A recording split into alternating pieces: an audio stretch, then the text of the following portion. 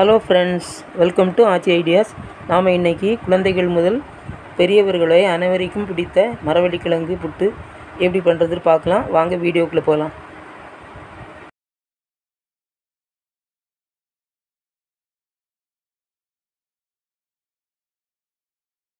கிழங்க இந்த பட்டையாக தோல் எப்படி வருது பாருங்கள். இந்த மாதிரி உரித்து எடுத்துக்கலாம். லைனாக வரும். எவ்வளோ அழகாக இருந்துச்சு பூரிக்கிறாங்கன்னு பாருங்கள். பேர் சொல்லுது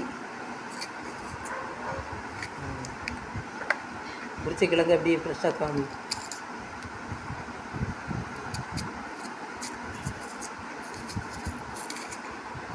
காமி இந்த மாதிரி கிழங்கு நல்லா ஃப்ரெஷ்ஷாக உரித்து வச்சுக்கிங்க.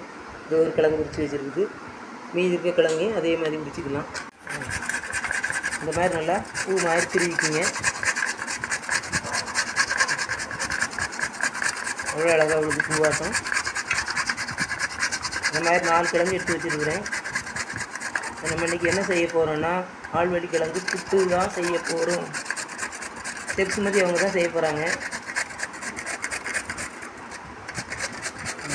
அழகாக பூவாட்டம் உள்ளது. இதே மாதிரி மீதி இருக்க கிழங்கையும் நம்ம சீவிக்கலாம்.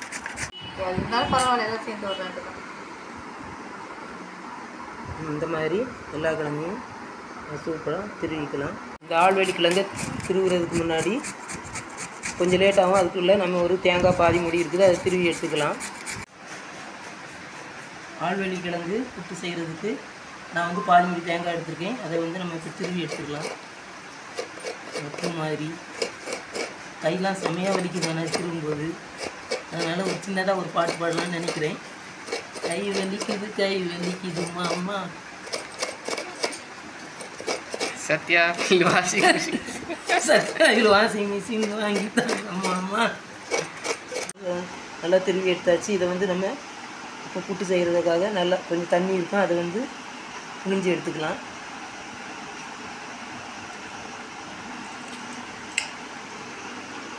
ஒரு 2 நிமிஷம் நல்லா அடித்து புழிஞ்சா கொஞ்சம் தண்ணி வரும். இந்த மாதிரி இல்லாமல் இருந்தால் தான் புட்டு உதிரி உதிரியாக இருக்கும். இந்த மாதிரி மீதி இருக்க கிழங்கையும் நல்லா உதிரி உதிரியாக சேர்த்துக்கலாம். ஆழ்வழி கிழங்கு நல்லா புழிஞ்சு வச்சுட்டுருக்குறோம். இந்த மாதிரி பூ மாதிரி. இப்போ இது புட்டு செய்கிறதுக்காக நம்ம கிண்ணத்துங்களில் முதல்ல கொஞ்சமாக தேங்காய் துருவல் சேர்த்துக்கலாம்.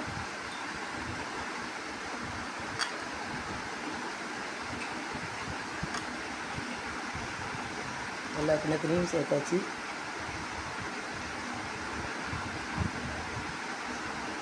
இது மேலேயே கொஞ்சம் தேங்காய் துருவி ஆழ்வழி கிழங்கு திருவினதை நம்ம சேர்த்துக்கலாம்.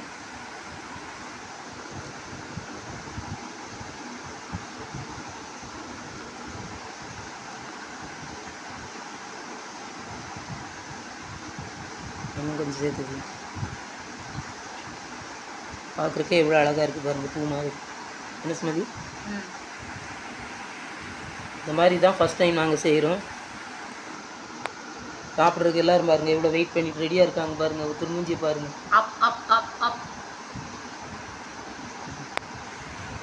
ஓகே, வேற ஒன்றும் இல்லை. நெக்ஸ்ட்டு இதில் நம்ம சுகர் சேர்த்துக்கலாம்.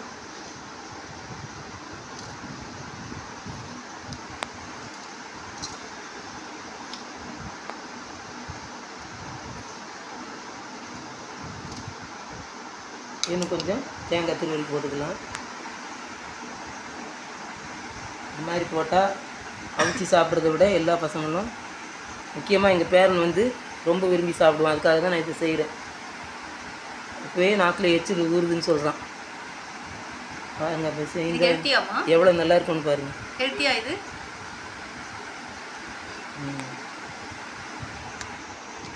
இதை நம்ம இட்லி பாத்திரத்தில் ஆவியில் வேக வச்சு எடுத்துக்கலாம்.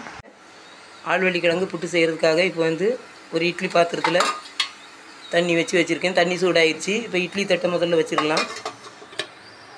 அது மேலே இந்த மாதிரி சின்ன சின்ன கிண்ணங்களில் ஆழ்வழி கிழங்கு எடுத்து வச்சுருக்கிறேன். அதை மேலே சேர்த்துடலாம். ஒன்றா வைக்கலாம்.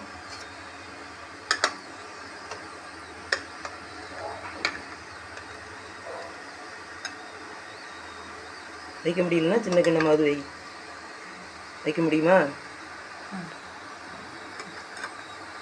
வச்சுட்டு தட்டு போட்டு மூடிடலாம். ஒரு 10 நிமிஷம் வேகட்டும்.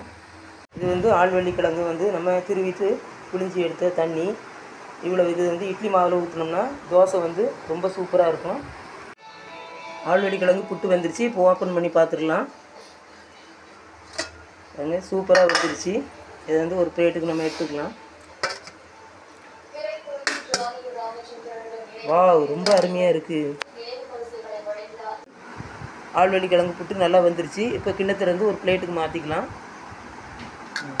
பாருங்க எவ்வளோ அழகாக வந்துருச்சுன்ட்டு ரவுண்டாக லைனாக. சூப்பர். நம்ம சேர்த்துருந்த தேங்காய் வந்து அடியில் எவ்வளோ அழகாக இருக்குது பாருங்கள். ரொம்பவே நல்லா இருக்குது. சாப்பிடாத பசங்க கூட இந்த மாதிரி செஞ்சு கொடுத்தா சாப்பிடுவாங்க. நீங்களும் ட்ரை பண்ணி பாருங்கள். பாருங்கள், எடுத்து காமிக்கிறாங்க. இப்போ சூப்பராக ஆயிடுச்சு. எவ்வளோ அழகாக இருக்குது. நல்லா பஞ்சு மாதிரி அருமையாக இருக்குது. சாப்பிடாதவங்க கூட குழந்தைலேருந்து பெரியவங்க வரைக்கும் அத்தனை பேருக்கும் சாப்பிடுவாங்க. உடம்புக்கு ரொம்பவும் நல்லது. ட்ரை பண்ணி பாருங்கள். நன்றி, வணக்கம்.